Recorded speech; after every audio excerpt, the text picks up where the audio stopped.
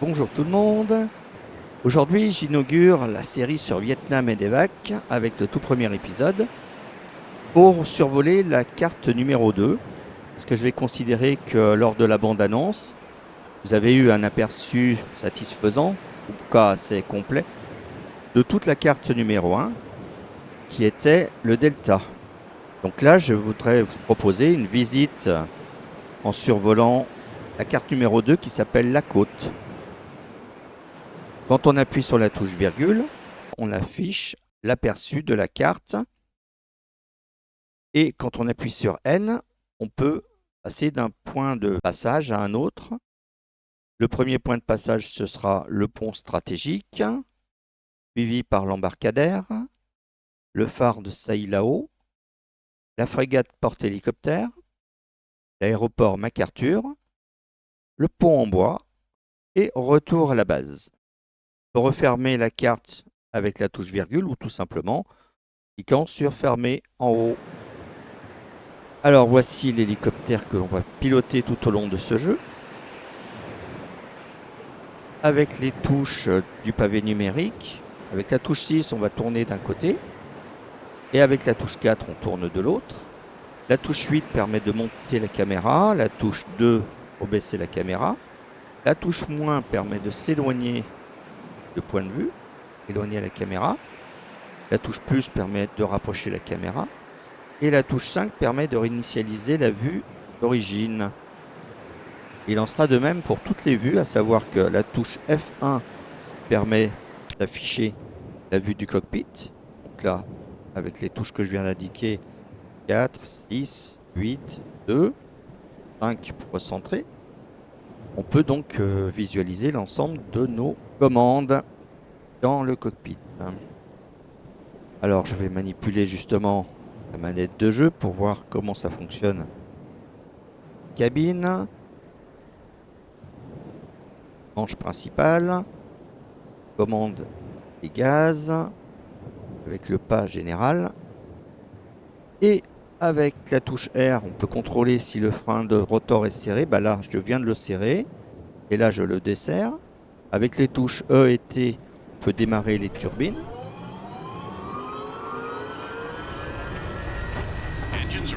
Et avec, encore une fois, les touches E et T, on va embrayer le rotor.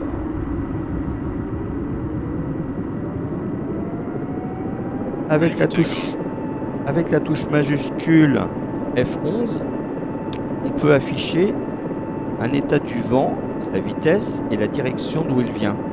Là, depuis le sud. Donc, quand je vais décoller, l'hélicoptère va tendance à être orienté comme une girouette, pointant vers le sud, parce que le vent vient du sud. Alors, je vais me diriger vers le pont stratégique qui est presque dans la direction dans laquelle l'hélicoptère est en train de pointer. Alors, je vais essayer de raconter des choses tout en pilotant, mais c'est pas facile. Je me suis entraîné un petit peu et j'ai remarqué que le pilotage, ça me demande beaucoup de concentration, qui fait que j'ai du mal à piloter correctement tout en racontant des choses. Alors là, je vais quasiment lâcher les commandes pour laisser l'hélicoptère monter, passer par-dessus la montagne. Je peux raconter que le patch français, je l'avais réalisé pour ce jeu en 2005. Donc ça fait maintenant 20 ans. Et comme je l'ai mis à jour récemment, j'ai pensé que ça pouvait être une chose intéressante que de faire une série de vidéos pour ce jeu que je pratiquais dans les années 2000 donc.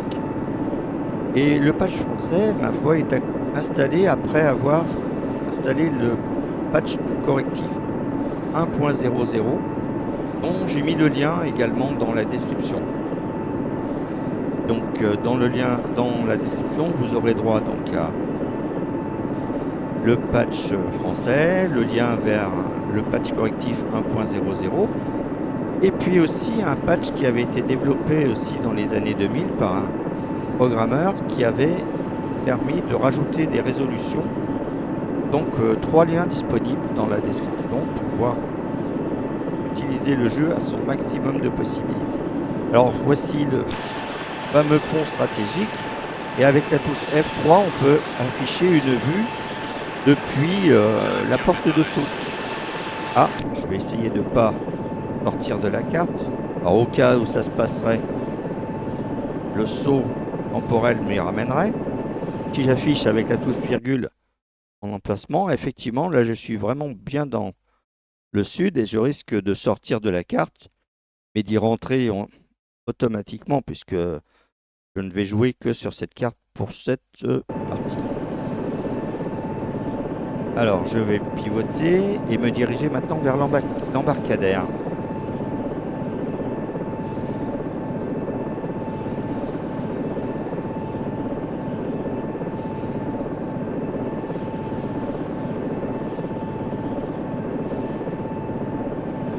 Alors, dans les touches utilisables dans le jeu, il y en a beaucoup.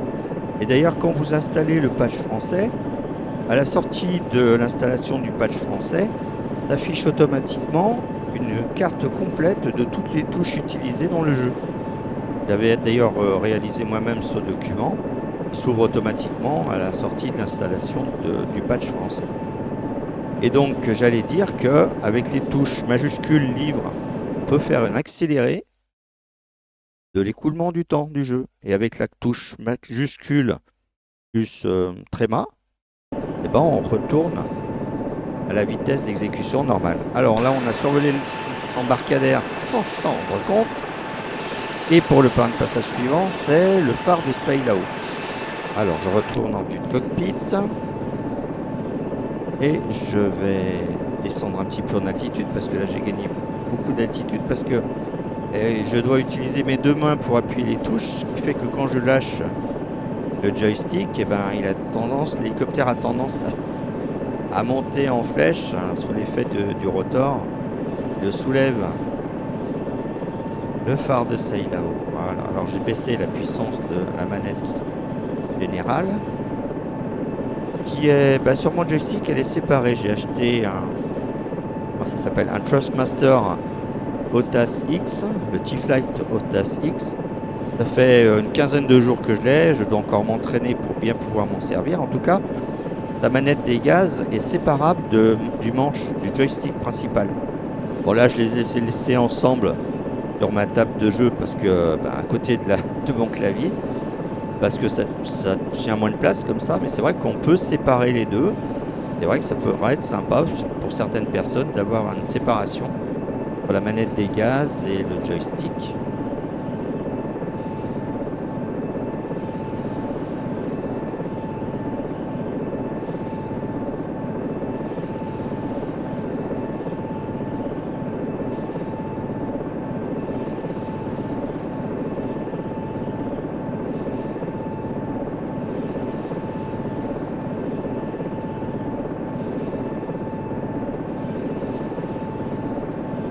Avec la vue la touche F2, on peut afficher la vue extérieure. Et avec la touche F4, ça fait la caméra de vol.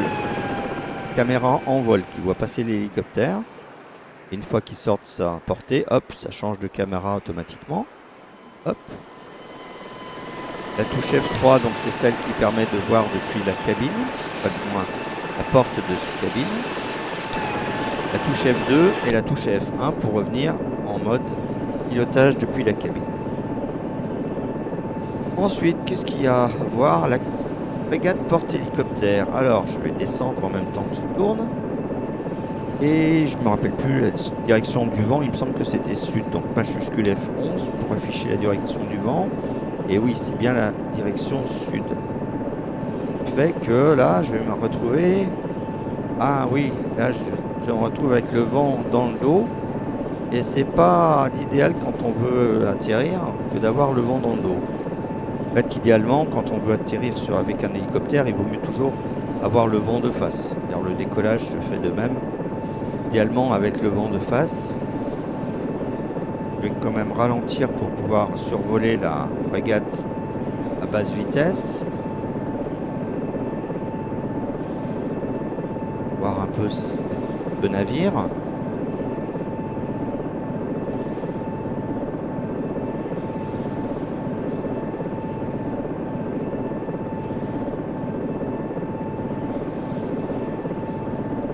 Et en vue arrière, qu'est-ce que ça donne?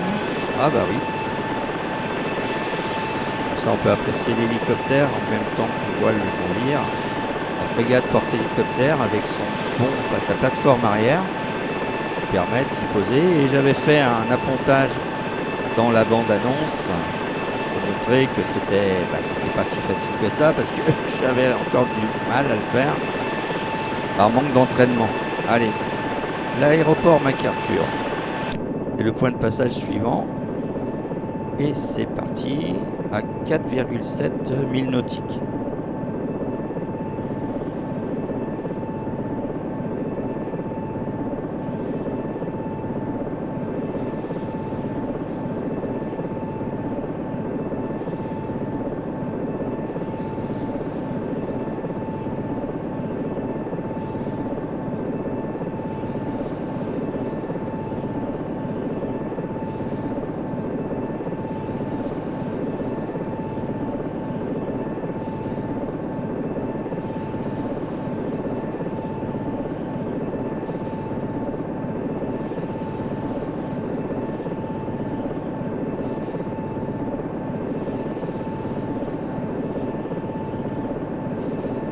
S'il ne fait pas attention, c'est vrai qu'on a vite fait de perdre le contrôle, enfin peut-être pas le contrôle, mais on n'est pas stable dans sa façon de piloter si on n'est pas tout concentré sur ce pilotage.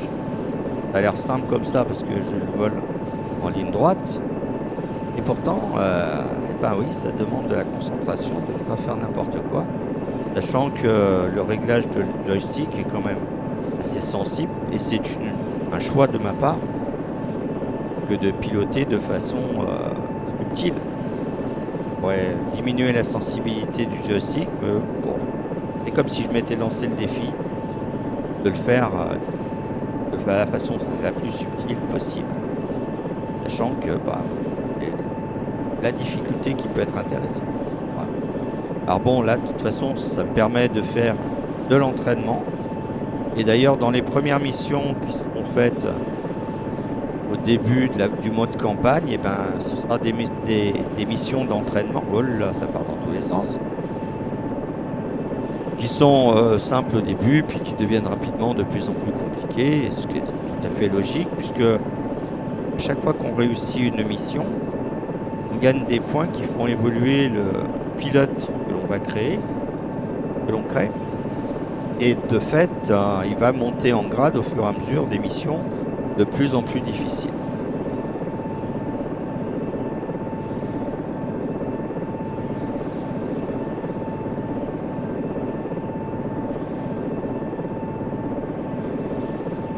Alors, le voilà, c'est le fameux aéroport MacArthur.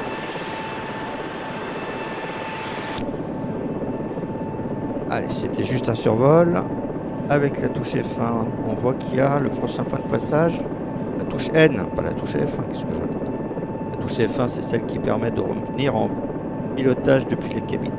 Et avec la touche N, j'ai changé le point de passage, et là, je vais donc vers le pont en bois. On va remonter.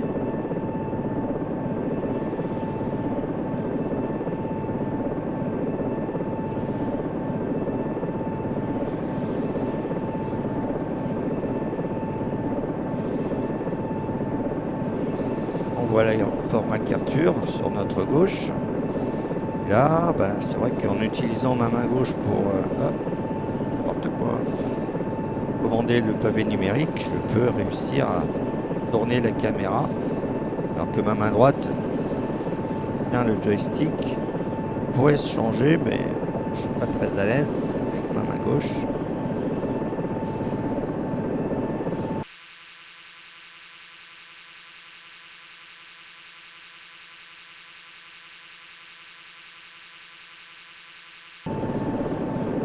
Ah ben voilà, on aperçoit le fameux pont en bois en dessous.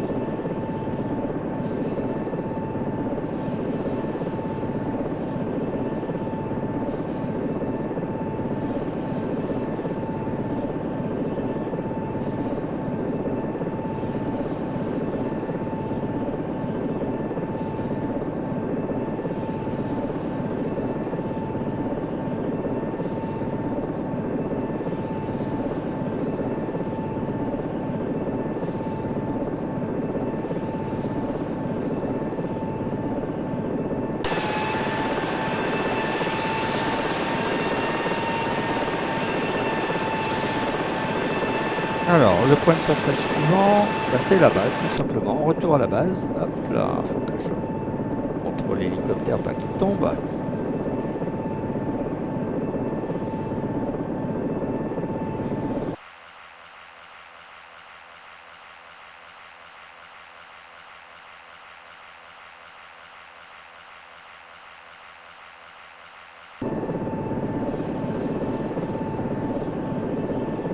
Alors, je vais essayer de me faire un atterrissage vue cockpit. Ma foi, si je le sens pas, parce que c'est difficile, bah, je me mettrai en vue extérieure avec la touche F2 pour atterrir de façon plus sécurisée, mais je vais quand même essayer. Là.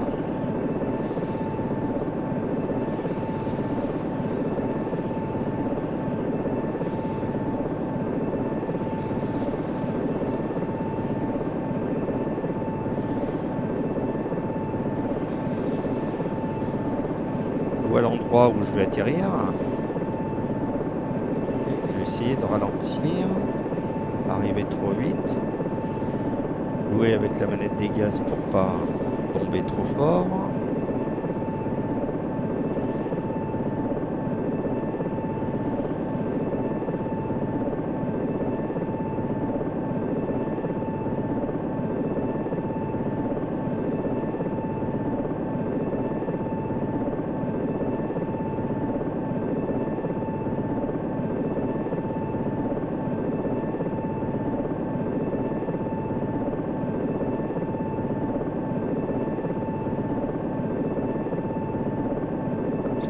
Freiner là.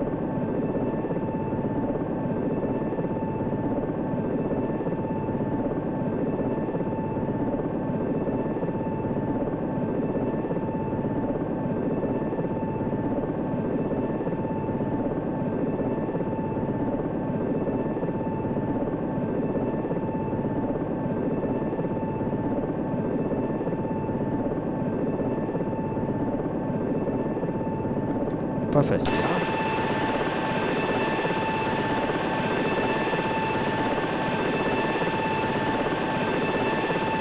Allez, il faudrait que je m'entraîne encore hein, pour arriver à atterrir en mode pilotage depuis la cabine. C'est vrai qu'en mode extérieur, on voit quand même ce qu'on fait. Ouh, ça va dingue un peu dans tous les sens. Avec les touches majuscules, E et majuscule T, deux fois, débrayer les rotors, débrayer les deux turbines puis les arrêter. Avec la touche R, puis le frein de rotor. Ah non, en fait, c'est serré. Appuyez plusieurs fois. Et donc, voilà pour la première mission aujourd'hui. Le premier épisode, en tout cas, avec la découverte de la carte La Côte. Et puis, si ça vous a plu, pensez à mettre un pouce vers le haut, commenter pour donner votre avis. Et puis, vous abonner si ce n'est pas déjà fait. En tout cas, à une prochaine fois pour un prochain épisode. À bientôt.